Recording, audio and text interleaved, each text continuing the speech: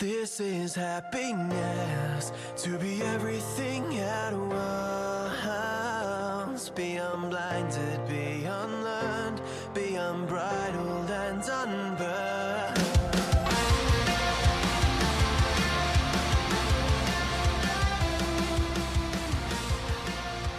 Hey guys, welcome back to a brand new episode of Mood Prep. My name is Dave Nixon and we're continuing on with the one, the only Mr. Badass, Joe Rogan,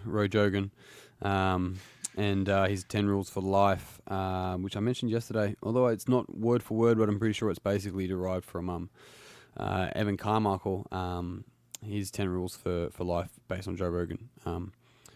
That he has on YouTube, so worth checking his out. Believe Nation, which I think I did the exact same thing yesterday, so my apologies. Either way, number 9, we're up to number 9, Write It All Down. Now this one, I don't know, I probably don't have a crazy amount to say about this, which is pretty rare, but write it all down. I'm not sure what Joe's referring to in this, or the person that's writing this for Joe. But I suppose I'm going to pull it apart from what I can see here and write it all down. I mean, all's a big, that's a lot. Write down everything.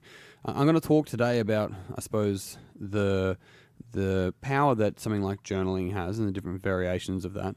But then also the fact of actually the art of writing and that. So first things first, I guess writing, it doesn't have to be actually writing. Although writing is a great form of self-expression and being able to pull apart understandings of yourself and see your thoughts. But the podcast for me and you know, maybe talking to ourselves or recording our own audio are ways that we can do the exact same thing. We don't have to write it down. Maybe we can just say it out loud. But one of the key things is getting it the fuck out of our head, right? So writing it all down and getting it out of our head can make it somewhat real and we can see it. I saw a really funny picture the other day and it said, the thoughts in my head, and it had this beautiful cat, this very regal cat. And then it said, when I say it out loud, and it has like a cake. So the owner of the cat tried to make a cake of the cat, and the cake was just like a fucking joke. But they tried their best, I'm sure. But either way, the whole idea there is that we may sometimes have these really grand thoughts or really like, you know, beautiful, profound thoughts, yet we haven't practiced enough on learning how to communicate that. And often what happens is that stops us from learning how to communicate what we want to say, what we want to think, all that sort of stuff. So the power of writing stuff down and trying to learn for ourselves, or not just trying, but actually learning for ourselves, how to actually articulate and communicate things of importance to us is actually really crucial. Now, one way is to write. Another way is to actually speak. And there's people that say they've got the gift of the gab and all this sort of stuff, but there's still a lot of skill that goes into all of that. Same with writing. And so one of the interesting things I found for myself this year, as in writing the book, and if you're not familiar with it, the book's called Minding Yourself. You can see it on Amazon, I think in the book depository. It should be out come in the Northern Hemisphere at least, December the 1st this year, and if not in January for us in the Southern Hemisphere. But when writing that, and I mean, like, I could just keep editing it. I could read through it and go, that's not what I fucking want to say. I want to say this instead, and so on and so forth. But the reality is that book is simply just a snapshot of where I'm at this stage in my life. And so letting that be that is actually really powerful because I'm just letting myself be myself at that stage in life. Now, later on, I may look back on it and go, well, I don't actually always agree with that now. I have a different viewpoint on that and so on and so forth.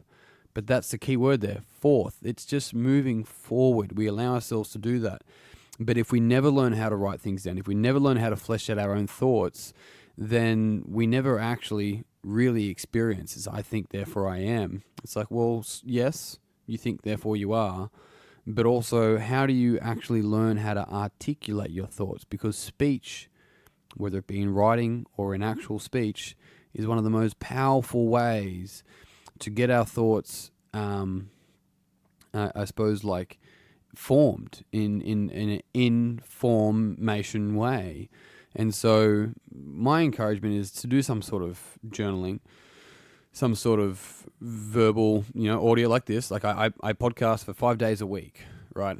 it's a beautiful opportunity for me to be able to grab some thoughts that I have and pull them apart, grab conversations that I've had with people and pull them apart and really grab an interesting thought and some like a lot of the stuff that I've said on these podcasts, as I'm talking, I'm like, fuck, I actually didn't know that I thought that, but that's true for me, and I didn't know I could articulate it in that way.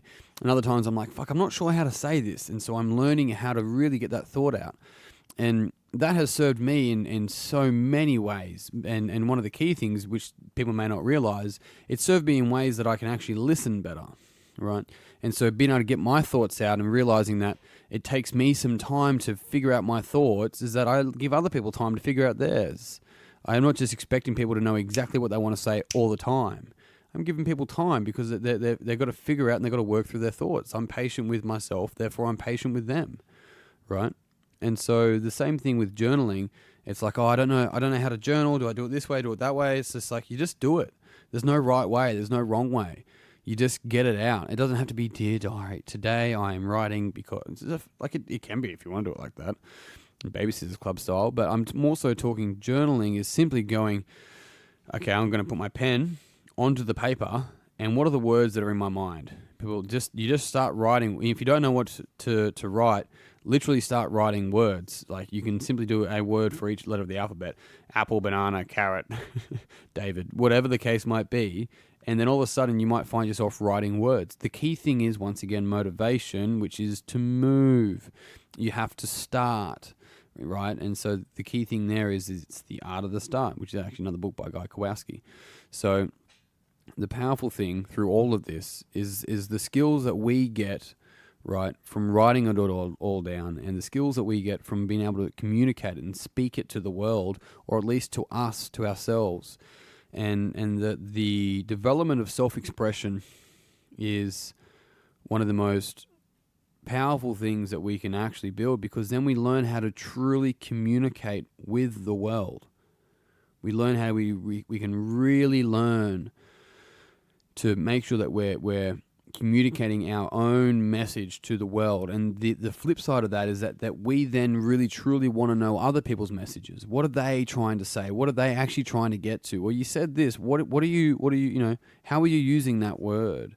And so when we are building our own skill set of communication and journaling or writing or whatever, not only can we look back on that and reflect back on a stage in life that we are at and understand that and see it in other people and just respect where they're at, but we also get to be able to build patience within ourselves during that period and learn how to ask better questions.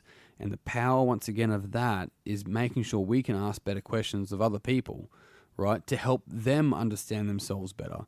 And it goes back to Stephen Covey's, one of his quotes through 7 Habits of Highly Effective People is seek first to understand, then be understood. Right? I'm not sure if you've experienced this. I definitely have, and even recently, where I might be frustrated about something, and then rather than going into that situation frustrated, although I may have some sort of frustration there, I'll seek to understand the situation on a greater level, and then one or two things might pop up that the person may say that I'm like, oh, well, that makes fucking sense. I can see why that's important now. Before I couldn't see that, right? And so getting out of my own way, my own frustration, to understand that maybe I don't know the big picture here. How am I going to ask questions to engage and get this out of the other person so I can be on the same page as them? So I'm seeking to understand, right, well, okay, and then I can seek to be understood. And that's not really up to me. And that's the power. I think I did a podcast on this a little while ago of the power of being disliked, the power of being misunderstood. There's a fucking shit ton of power in those two things. And so if you're communicating and people aren't understanding you and they go, I remember when I was leaving a job when I was younger, it just wasn't for me. And the owner at the time goes, well, it doesn't really make sense to me. Maybe if you can't explain it well, you really should reconsider it and probably shouldn't do it. And it's like, just because it doesn't make sense to you, doesn't mean that it doesn't make sense to me. And just because you don't understand it, doesn't mean I shouldn't do it. Like, what a ridiculous way to spend my life. And if you're not familiar with it, I definitely lean into internal authorities. The whole idea there is really being able to develop that skill set, and that's something that I highly recommend. But on that note, team, I'm going to finish up. If you did find this podcast beneficial, it would mean the world to me. if you'd pass it on to someone else that you think would also find it beneficial.